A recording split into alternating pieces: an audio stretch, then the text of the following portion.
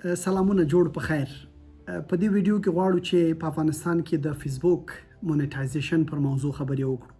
آیا افغانان کولی شي چې له افغانستانه د فېسبوک لپاره داسې کنټنټ تولید کړي چې د فېسبوک کمپنۍ پرې پیسې ورکړي؟ یا افغانان څنګه کولی شي د فېسبوک له لارې عواید ترلاسه کړي؟ نن ویډیو کې په همدې اړه خبرې کوم. یو ډیر مهم فرصت دی. اوس د انلاین نړۍ ده، د سوشل میډیا دور دی. هر څوک کولی شي چې له خپل کوره فعالیت وکړي، خپل محتوا وپلوري او دغه راز د خپل محتوا لارې د کافي عاید ترلاسه کړي. په نړۍ کې ډیر خلک په دې اخته دي چې له فېسبوک، ټویټر، ټیک ټاک او نورو خوال رسنیو عاید په لاس راوړي. خو متاسفانه په افغانستان کې موږ د بل چا لپاره کار کوو. که څه هم محتوا تولیدوو، کار کوو او روزمره فعالیت په فېسبوک کې کوو، یوازې د دې لپاره چې خپل محتوا تر نورو لپاره د احساساتو په خاطر د څو لایکونو او کمنټونو لپاره وروسپارو. نه، راځئ چې نن له دې وروسته هڅه وکړو چې زه څه تولیدول غواړم یا هم پر فېسبوک فعالیت کوم، د هغې باید ماته ګټه ورسیږي. نن په همدې لارو چارو خبره کوم چې څنګه به دغه ګټه ماته رسیږي یا دا ګټه به څنګه تاسې ته رسیږي. راځئ چې ما سره دا ویډیو تر پایه وګورئ ترڅو وکولی شو چې ستاسې فېسبوک پاڼې او فېسبوکونه مو په مونیټایزیشن راسي، د عاید په لاسته راوړلو باندې پیل وکړي. نو راځئ دا ویډیو را سره تر پایه وګورئ. په پیل کې یوه یادونه ډېره اړینه ګڼم چې افغانستان د هغو هیوادونو له جملې څخه نه دی چې فېسبوک کمپنۍ ورته عاید ورکوي. ولې ځینې لارې چارې شته چې په دې ویډیو کې پرې خبرې کوم او تاسو کولی شئ چې خپلې فېسبوک پاڼې او خپل فېسبوکونه پر عاید راوړئ یا یې مونیټایز ته برابر کړئ.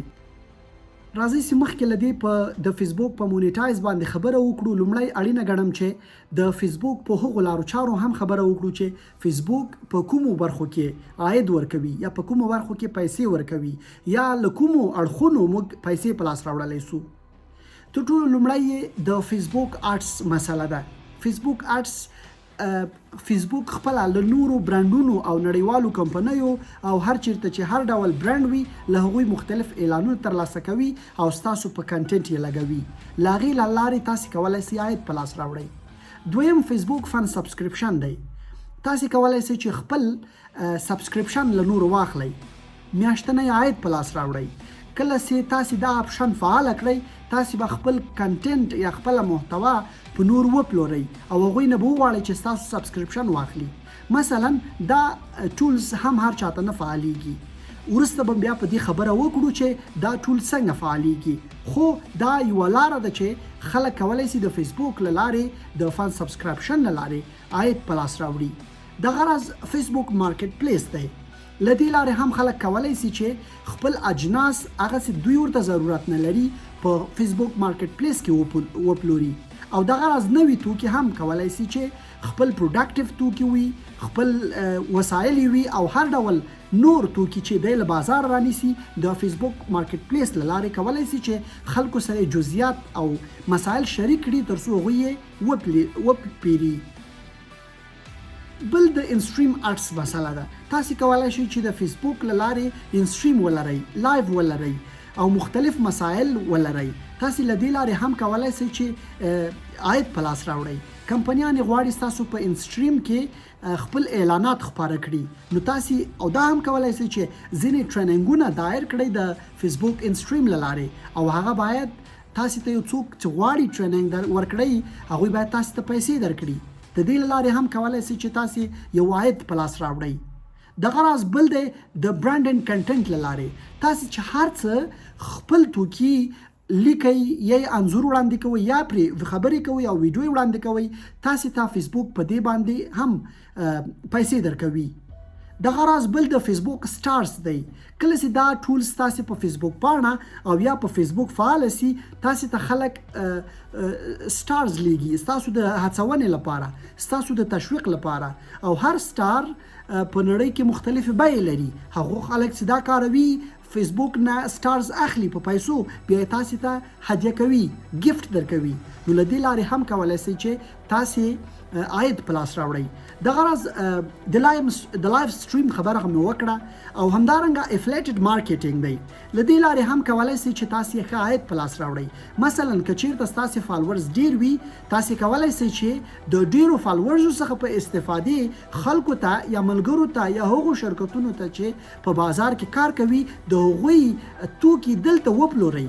یو سیستم برابریږي، د هغې له لارې تاسو کولی شئ چې د هغوی توکي بازار ته وړاندې کړئ، خپلو مخاطبانو ته وړاندې کړئ او د هغه کوډ یا هغه لینک له لارې کله چې اجناس او تولیدات پیرل کیږي نو مستقیما عاید یا ګټه تاسو ته هم رسیږي.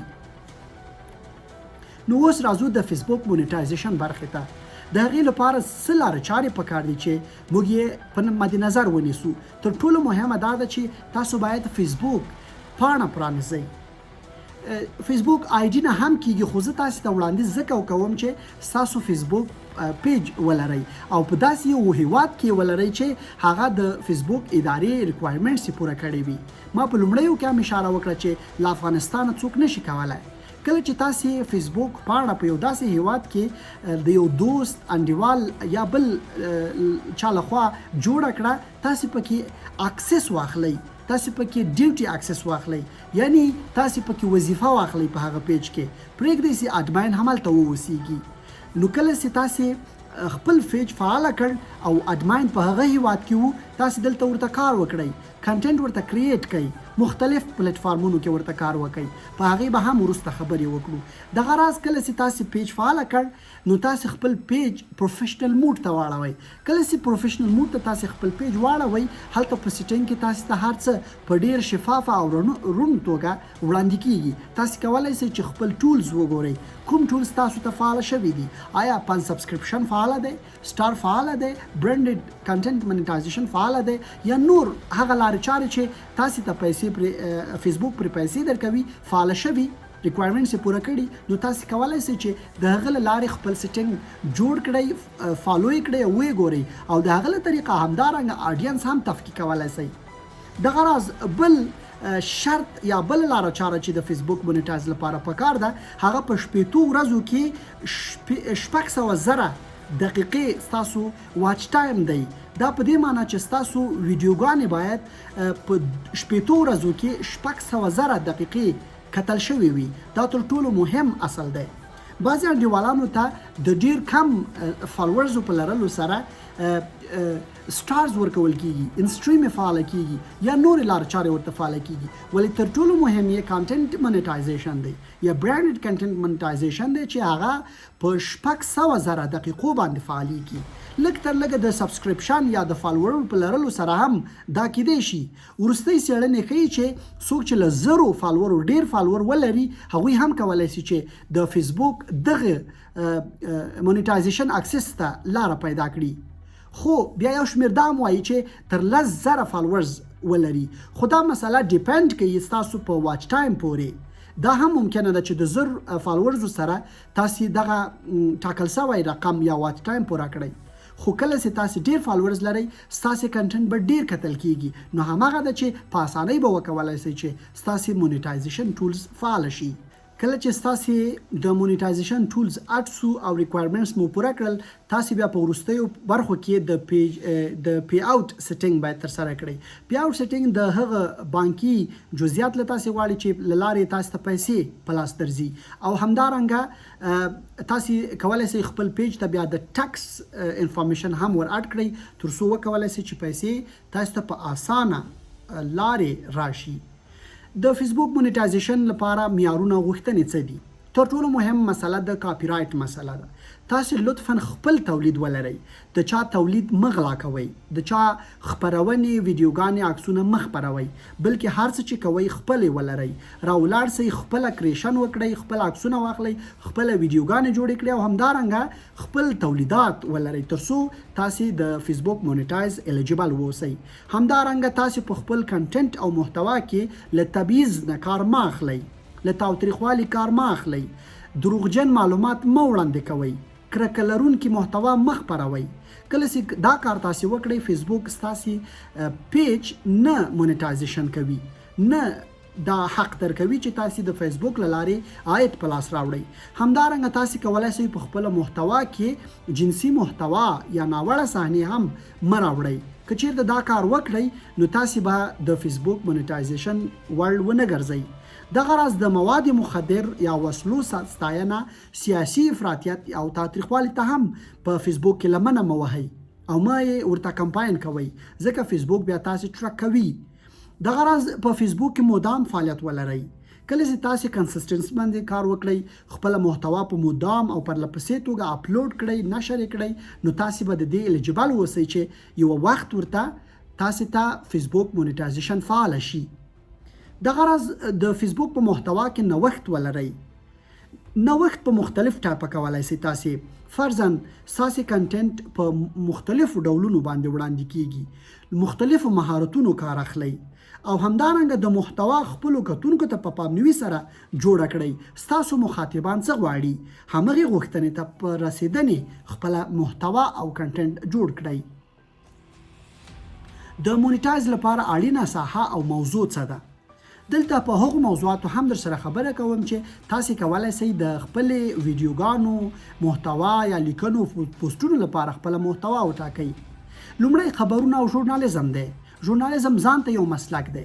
تاسې کولی شئ د فیسبوک پیج له لارې ژورنالیستیک کارونه مخته یوسئ، مرکه وکړئ، ریپورټ وکړئ، خبر وړاندې کړئ، یا د ژورنالیزم نور نورمونه چې کولی شو بیا په وروستیو کې هم په دې اړه ځانګړې ویډیوګانې جوړې کړو چې په کومو فارمټونو کې کار کولی شو ترڅو زموږ فیسبوک مونیټایز شي او موږ ته عاید په لاس راوړي.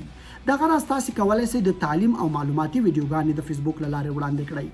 خلک ضرورت لري چې مختلفو برخو کې پوهه شي، تجربې ورسره شریک کړئ، مهارتونه ورسره شریک کړئ او خپل مطالعات او مشاهدات ورسره شریک کړئ. سرګرمي هم یو ډول موضوع ده. تاسې کولی شئ چې په خپل ټیلنټ ته په کتو خلکو ته سرګرمي جوړه کړئ، ټوکې ولیکئ، ویډیو یې واخلئ، غږ یې خپور کړئ، پوسټر یې کړئ، ډیزاین یې کړئ، ترڅو خلک تاسې سره انګیجمنټ باندې راسي او تاسې وکولی شئ د هغه له لارې خپل عاید په لاس راوړئ. په انګیجمنټ کې موسیقي هم راځي، فلمونه، لوبې او دغه راز ژوندۍ خپرونې، ټوکې ټکالې هم کولی شئ. دغه راز بله موضوع سفر او کلتور دی.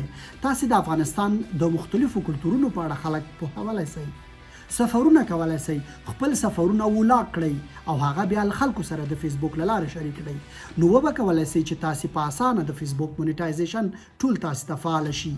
دغه راز فیشن او ښکلا په باب هم خبرې کولی شئ. دا اوس په نړۍ کې ډېره دود سوې چې خلک د فیشن او ښکلا په اړه ویډیوګانې، پوسټونه او نشرات خوښوي، ګوري او ځان پرې پوهوي. روغتیا، فټنس او خوړو په اړه هم کولی شئ چې مختلف مسایل طرح کړئ، جوړې کړئ، ویلې کړئ، ډیزاین کړئ یا هم پرې ویډیوګانې جوړې کړئ. دا هم یو ډول ویډیو ده. ټیکنالوژي بیا د تر ټولو مهمه مسله ده. هر کله چې تاسې ټیکنالوژیکي برخه کې کار کوئ، د نړۍ هر نوی په ټیکنالوژیکي نوښت خلکو ته وروپېژنئ، معرفي یې کړئ، په هغې اړه د هغې په اړه کتنه وکړئ، نو ستاسو به دغه ډول کنټنټ خلک خوښ کړي او ډېر اسانۍ به وکولی شئ چې فیسبوک نه عاید په لاس راوړئ. دغه راز ریویو کولی شئ. تاسې کله چې مختلف پروډکټونه په بازار کې ګورئ، راواخلئ، پرتله یې کړئ، مقایسه یې کړئ، ښه او بدې سره له نورو سره شریک کړئ، له هغه ډسکرایب کړئ، تشریح یې کړئ. نو تاسې وکولی شئ له دغې لارې هم مختلف ویورز را پیدا کړئ، مخاطبین پیدا کړئ. دغه راز لوبې، ګیمینګ کنټنټ هم کولی شئ وړاندې کړئ.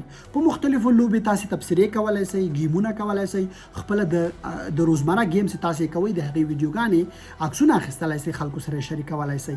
او همدارنګه موټیویشنل سپیکینګ هم کولی شئ، خلکو ته د ژوند د پرمختګ ټپس ښودلی شئ، یا نور موضوعات چې تاسې په فکر کې تاسې تجربه ده، مشاهده ده لرئ، خلکو سره یې شریک کړئ، نو په اسانۍ به وکولی شئ چې عاید په لاس راوړئ. بل افغانستان کې د فیسبوک پاڼې مونیټایز کولو فرصتونه او ننګونې.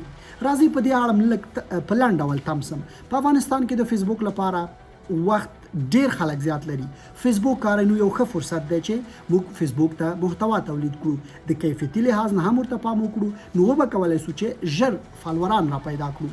د محلي محتوا اړتیا افغانستان کې سوژې ډېرې دي، تر اوسه پرې کار نه ده شوی، نو دا هم یو فرصت دی چې موږ تاسو راولاړ شو کار پرې وکړو او په ډېر اسانه او ژر توګه وکولی شو چې خپل مخاطبان را پیدا کړو.